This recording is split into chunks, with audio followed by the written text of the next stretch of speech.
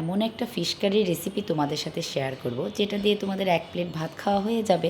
তার জন্য প্রথমে কি করতে হবে, ভালো করে মাছটা ধুয়ে নিতে হবে। ধুয়ে লবণ হলুদ মেখে কিছুক্ষণ আগে রেখে নিতে হবে, যাতে মাছের ভিতরে লবণটা ভালো করে ঢোকে। আর যা যা লাগবে সব রেডি করে নিয়েছি, তোমাদের সাথে তো শেয়ারই করলাম।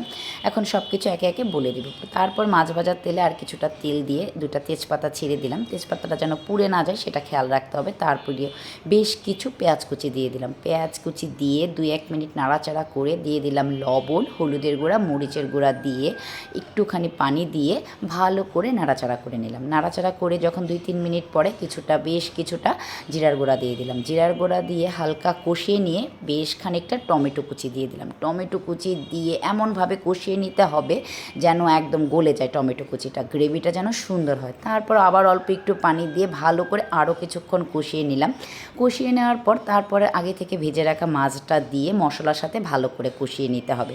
যখন মাছের সাথে মশলাটা ভালো করে কষানো হয়ে যাবে, তারপর ফুটন্ত গরম জল দিয়ে ঝোল দিয়ে মাখো মাখো করে তারপরে কষিয়ে নিতে হবে অল্প আছে।